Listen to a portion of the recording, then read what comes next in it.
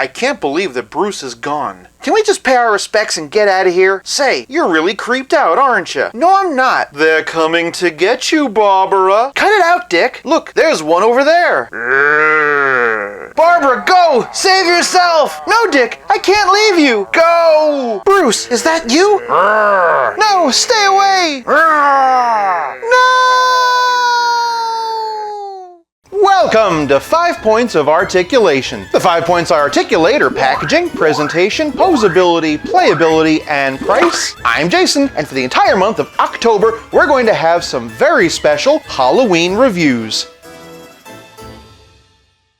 Last time, we looked at some bootleg Marvel Select zombies. Today, we're going to dig into DC Essentials DCeased by DC Direct. Starting off with the packaging, and they all come in the same basic white DC Essentials box. The only real difference is the artwork on the side, so to make life easy, I'm just going to look at one of them. And it's totally not because I got Batman and Joker loose. Anyway, like I was saying, we have a big white window box, DC Direct logo down there, DC Essentials DC Green Lantern at the top, number in the front corner, product shot on the side, mostly covered up legal on the bottom, DCeased logo at the top, and way too much reading on the back. If you want to read it, pause here, and then do me a favor and actually tell me if you did in the comments. I'm kind of curious. The problem with DC Essentials wasn't the box, it was the lack of anything in that box. And all that dead space is just a reminder of what could have been. Either way, for packaging, I'm giving DCeased 1 whole point. Moving on to presentation, and they all stand around 7 inches. Starting off with Batman, and I really love this head sculpt. The mouth is just a big, gaping, bloody maw, and the mask is all cracked and craggy. Unfortunately, because it's a repaint, they don't continue that texture, and the only other new sculpted piece are these hands. And get used to them because you're going to be seeing them a lot. There's some claw marks and blood on his torso. Otherwise, all they really did was just sort of dirty him up. My biggest issue with Batman is that this is the wrong costume for the story. In the comic, he wore a black and gray costume with a pouch belt. They sprung for new hands. If they had just squeezed out a few more pennies for a new belt, not only would it have been more accurate, but they could have reused that pouch belt to make other figures. Moving on to Aquaman, and he's got a pretty sweet head sculpt too. There's a pearlescent sheen to his skin that looks kind of corpse-like, and I really love what they did with his eyes. He's also got a lot more blood. Moving on down the arms, we can see those new monster hands. Definitely a lot of blood there, and some more blood on his legs. Then we get to Green Lantern, and I just don't know. I mean, yeah, he's bloody, and his face is kind of scratched up, but his skin's pretty vibrant, and his hair's perfect, so to me, he just looks more like he was in a fight with Cheetah. Regardless of how I feel about the design, they capture the comic book artwork perfectly. We do have some blood splatter across his chest, and the red blood really stands out against the white gloves. The left hand is the same as we've seen in the other figures, but the right hand is unique because they included the Green Lantern ring. It's hard to see, but they actually went the extra mile to sculpt the Green Lantern logo on there. They have different forearms and different boots, except for these two. Aquaman has a scale mail torso, and Batman, of course, has a cape and a belt, but otherwise, these figures are exactly the same. Don't get me wrong, it's a good body sculpt, but some variety would have been appreciated. The big problem is that all the feet are curved, so they always want to fall over, and they don't even have peg holes so you can use a figure stand. The only one with a completely different body is the Joker. Just like Green Lantern, they copied the comic book artwork to a T, but at the same time, this is the Joker as a zombie. Surely they could have gone crazier than this. He's got a bit of blood on his shirt, as well as the zombie hands. Otherwise, he's just a little dirty. And if you're wondering why the Joker's arm is jutting out like that, it's because his arm literally snapped off the second that I pulled him out of the envelope, and I had to glue it in place. As a wave that mostly just exists to be easy repaints, these figures are fine. They mostly capture the artwork of the book that they're based on, emphasis on mostly, and although they don't go as far as I wish they did, it's still a fun idea that I never thought I'd see in action figure form. For presentation, I'm giving DCeased 0.5 point. Moving on to poseability, and since these figures are mostly the same, I'm just going to kind of breeze through it. All of their heads are on ball joints and disc hinges. Green Lantern can look up a fair amount, Batman not as much, and Aquaman not at all. Green Lantern can't look down, Aquaman can a little bit, but Batman can really bury the chin. The three heroes have swivel hinge shoulders, bicep swivel, double jointed elbows, and swivel hinge wrists. Moving on down, they have a good old-fashioned ab crunch. Using that ab crunch, they can arch back this far. Batman, of course, is a little bit impeded by the cape, and they can hunch over this far. They also have waist swivel. Below the waist, they have ball jointed hips, thigh cut, double jointed knees, boot cut, and ankle balls similar to McFarlane toys. They hinge front and back, and if you angle them right, they kind of pivot. Between his head and his chin, the Joker doesn't get any up and down, but he can look side to side just fine. Swivel hinge shoulder is a little bit impeded by his coat, but he can raise his arm up to 90 degrees. He also has bicep swivel, double jointed elbows, and swivel hinge wrists. He can't really arch back too much because of the tails of his coat, but he can hunch over like nobody's business. Moving on down, he's got a waist swivel, ball jointed hips, thigh cut, double jointed knees, and no boot cut but his ankles hinge back, hinge forward, and pivot. Aside from the ankles, which are notoriously bad, DC Essentials had some of the best articulation. Even the Joker has a lot more range than you'd expect for a character wearing a suit. Otherwise, they all have the same body, so they have the same great articulation. For Poseability, I'm giving DCeased 1 whole point. Moving on to Playability, and they come with nothing. Not one accessory in the bunch. But Playability is more than just accessories, it's also about how well your figures play with others. First things first, we have Aquaman and Green Lantern with their non-zombie versions. Looking at Aquaman, I appreciate the more muted colors of the zombie version, but looking at Green Lantern kind of proves my point. Here's every version of DC Essentials Batman. The black and gray, of course, was my very first review on this channel, but the Nightfall is the figure that got me into this line. Which version's your favorite? Comment below. For a Bat Family comparison, here he is with Red Robin and Alfred from Mattel, and Nightwing and Batgirl from DC Essentials. I don't have a DC Essentials Joker, but here he is with some of the Joker figures I do have. We've got Arkham Asylum Joker by DC Direct and McFarlane Toys, and on his left we have Batman and Son and Alex Ross. Unfortunately, my Ross version has lost his arm, so Zombie Joker's in pretty good company. But while we're talking about Joker, here he is with a couple of different versions of Harley Quinn. For a DC Multiverse comparison, here's a couple of them with Battle Damage Batman and Last Night on Earth Wonder Woman, but for the comparison that I'm most excited to see, here they are with the bootleg Marvel Zombies. This is a Marvel vs. DC crossover that I would love to see. For a relative scale comparison, here they are with Pizza Spidey and the Spectacular Spider-Man, and of course, here they are with Stealth Iron Man. Oh, I'm sorry, were you expecting effort? Well, so was I, DC Direct! It's fun to mix and match them with other figures, but the lack of accessories or swappable parts definitely hurt this line. For Playability, I'm giving DCeased half a point. This leaves us with nothing left to discuss but the price. At retail, DCeased went for $28 a pop. On the aftermarket, they go anywhere from $40 onward. Given the lack of new sculpting or accessories, I personally think the $28 was too much. That said, if you like superheroes and horror, I would recommend them, but as long as you're not a stickler for packaging, I definitely recommend trying to get them loose. For price, I'm giving DCeased half a point for a grand total of 3.5 out of 5. To see all of this year's Halloween videos, check out this playlist. Thanks so much for joining me on this spooky journey. I hope you liked it, and if you did, you can be sure to see more next year. I'll be back again real soon, but until then, play nice and have fun.